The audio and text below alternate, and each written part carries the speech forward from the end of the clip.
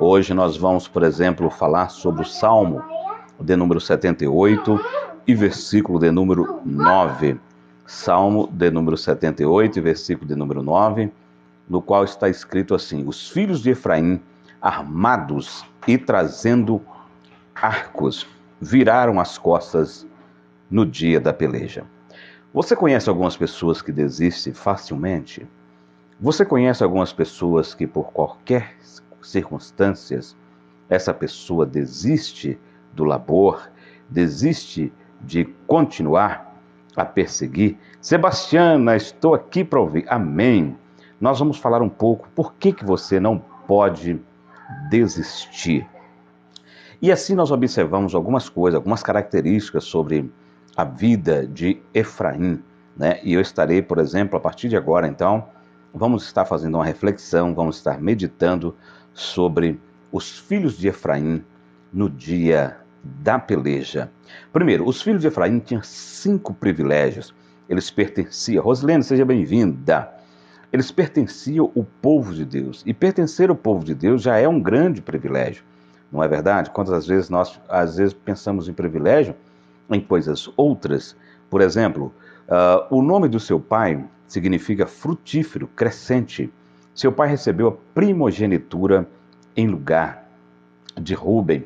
Um outro privilégio, por exemplo, dos filhos que os filhos de Efraim tinham, é que as marchas de Israel, Efraim ia junto à arca.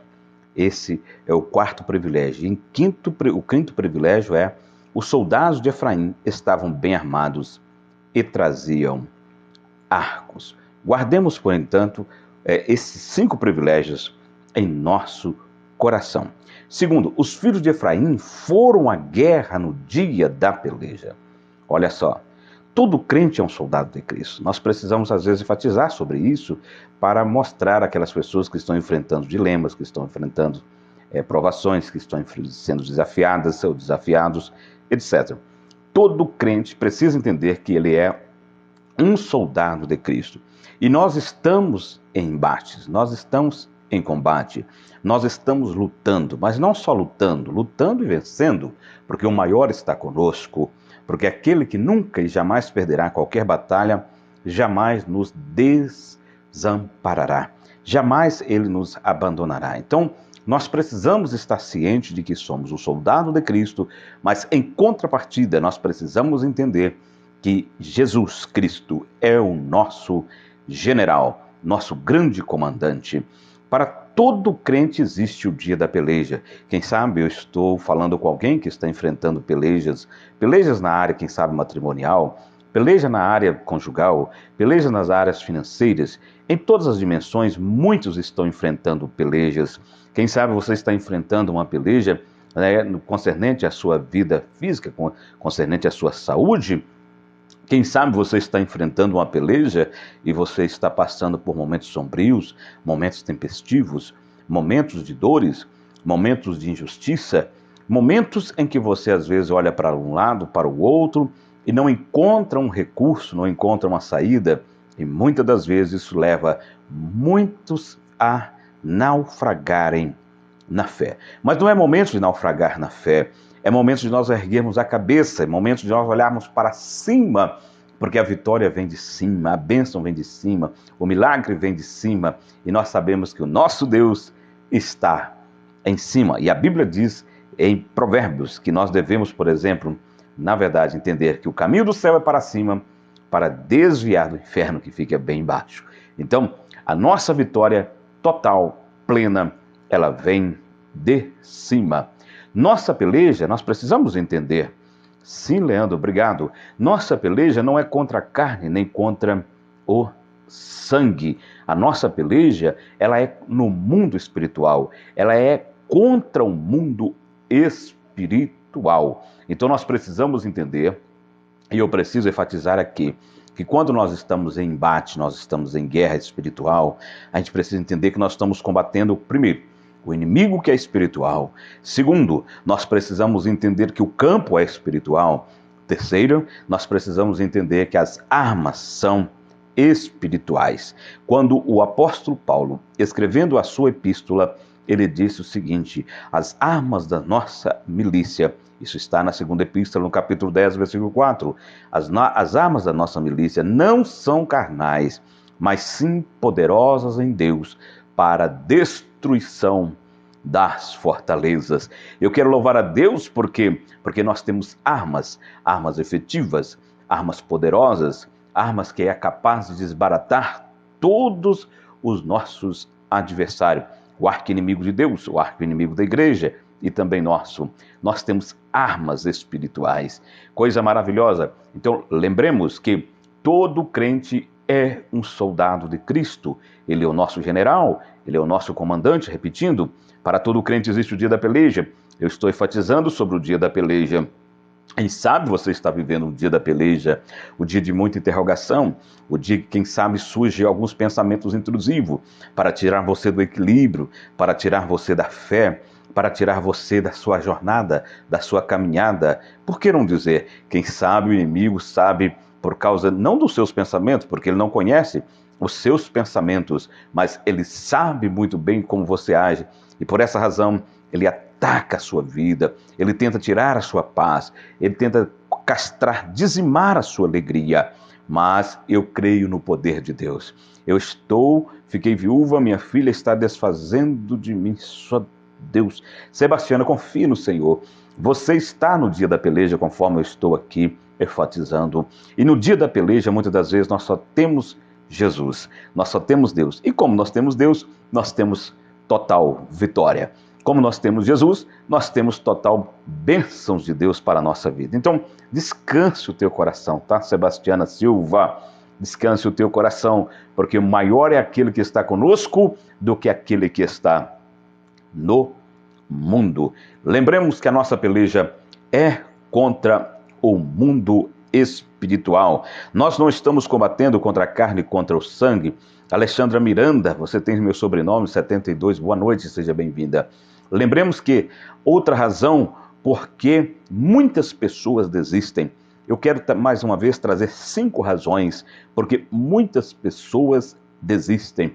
Número 1, algumas pessoas desistem por causa dos problemas. Número 2, outros desistem por causa de perseguições. Número 3, outros desistem por causa das pressões das pessoas ao lado. Número 4, outros desistem por causa das pressões das circunstâncias. Número 5, outros desistem porque perdem a motivação. Já que eu citei essas 5 razões por que muitos desistem, eu quero te aconselhar, eu quero te motivar, eu quero te assegurar. Se você perseverar, se você continuar, se você esforçar um pouco mais, se você buscar um pouco mais a presença de Deus, com certeza você não vai desistir. Você vai vencer todas essas batalhas, porque o maior é aquele que está conosco. Aleluia! Algumas razões por que você não deve desistir. Você quer saber? Eu vou citar agora. Porque desistir significa voltar ao passado. Voltar ao passado significa anular a obra de Deus. Voltar ao passado significa anular a obra de Deus. Significa retornar ao domínio de Satanás. Não volte para trás. Porque quem fica olhando para trás, ele contempla o Egito. Quem fica olhando para trás, ele fica olhando simplesmente o seu passado. E por mais bonito que o seu passado seja, o passado é sempre passado. Vamos desfrutar da presença de Deus no presente e entender que o presente é melhor do que o passado. O futuro está intacto. Ninguém pode tocar no teu futuro. Ninguém pode dizer como vai ser o teu futuro. Eu posso te dizer, se você seguir piamente a Cristo, o teu futuro será esplendoroso. Se você seguir piamente a Cristo, o teu futuro será um futuro glorioso. E eu tenho certeza disso. Agora, vamos lá. Voltar ao passado. Por que muitas pessoas voltam ao passado? Justamente porque muitas delas têm uma ferida emocional. Quantas pessoas regridem ao passado porque, na verdade, não vê mais perspectiva de progresso. Quantas pessoas regridem ao passado porque não conseguem olhar com os óculos da fé para o futuro. Quando eu falo da fé, Eu estou falando, na verdade, de você crer no incrível, de você ver o invisível, de você contemplar o impossível. Isto é fé. Fé é saber de que aquele que me trouxe até aqui, ele vai me fazer continuar no processo até aquele glorioso dia.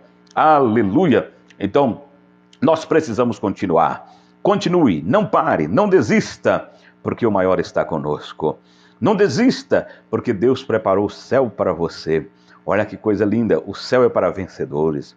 O céu é para pessoas que creem efetivamente. O céu é para pessoas que continuam. O céu é para pessoas que conseguem se desvencilhar deste mundo pecaminoso e ficam olhando para cima. Olhar para cima não é somente contemplar o azul, o belo do azul. Olhar para cima é saber que a nossa vitória vem de cima. E em quinto lugar, desistir significa desprezar as bênçãos do presente. Olha só, significa desprezar o poder da palavra de Deus. Então, não desista, porque se você desprezar as bênçãos do presente, por certo, você está desprezando o poder da palavra de Deus. Significa também desprezar o poder do sangue de Jesus. A Bíblia diz na primeira epístola, no capítulo 1, versículo de número 1 e o versículo 7, quando a Bíblia diz: se nós andarmos na luz assim como ele na luz está, nós temos comunhão uns com os outros e o sangue de Jesus Cristo, seu Filho, nos purifica de todo pecado. Se dissermos que não temos pecado, enganamos a nós mesmos e a sua verdade não está em nós. Mas se confessarmos o nosso pecado, ele é fiel e justo para nos purificar, nos perdoar de todo pecado. José, é noite de reconciliação, é noite de voltar para Cristo Jesus. Então, decida agora e entregue novamente o seu coração, a sua alma ao Senhor Jesus, e o sangue de Jesus vai te purificar e você será totalmente perdoado pelo poder eficaz do sangue de Jesus. Maria, boa noite, seja bem-vinda. Eu quero que você entenda uma coisa, que quem desiste desprezam, eles desprezam as bênçãos do presente. E desprezar a bênção do presente significa desprezar o poder do sangue de Jesus. Significa desprezar o poder do nome de Jesus. Não há outro nome a ser dado entre os homens. O nome de Jesus, ele está mais altaneiramente do que todos os outros nomes. O nome de Jesus é muito mais belo do que o de Freud. O nome de Jesus é muito mais belo do que o de Voltaire. O nome de Jesus ele é muito mais belo e poderoso do que, por que não dizer, nós poderíamos citar tantos nomes. Eu poderia citar Siddhartha Gautama, nós poderíamos citar Confúcio, eu poderia citar na Grécia Aristóteles, Platão, entre outros. Eu poderia falar de Sêneca, nós poderíamos falar de William Shakespeare, mas o que o nome de Jesus é capaz, e suficientemente capaz, porque quando você está em aflição, você está precisando de um socorro, você está precisando de um abrigo, você clama o nome de Jesus. E naquele mesmo instante, nós podemos ver a eficácia desse poderoso nome, o nome de Jesus. Quando você estiver passando por momentos tempestivos, quando você estiver passando por momento de peleja, que é o endosso da nossa mensagem nesta noite, você precisa clamar o nome de Jesus, porque não há outro nome a ser dado entre os homens, o nome de Jesus. Eu estou falando de Jesus, e quando eu falo de Jesus, eu estou falando do leão da tribo de Judá.